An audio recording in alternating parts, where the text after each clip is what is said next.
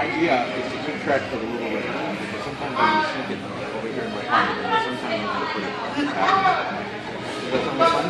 And I'll use this magic wand because every time I get the cup like that, it's magic. So we'll start from here now. Put the little ball over here. Making sure it's in my pocket. And then just with a tap like that, you believe the little ball. Look.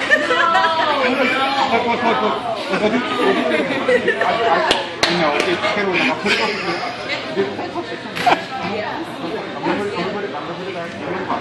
And then I'm going to tap it again, like that. And would you believe it? A little ball.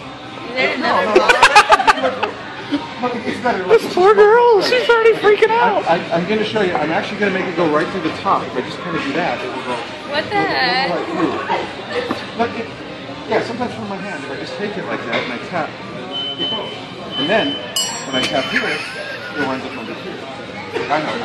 This is the best part. I want you girls to see this. I'm going to tap here like that, and it's gonna bend. You know when I tap over here like that back underneath. You know what I'm saying? Okay. You want to know why this works? It's magic. Look. The weirdest thing is I can do this all day. They just keep coming back. Okay. Here's the best part though. You got to come close for this. You'll like this. You know why the ball is still in my hand?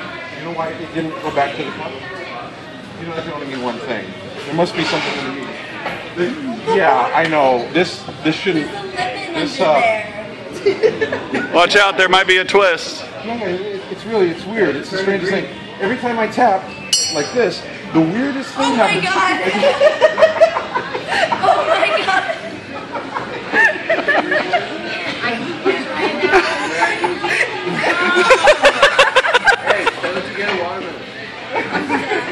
Yeah, I know this weird. The thing is, these things they didn't fit in there. They couldn't have been in there, could they? No.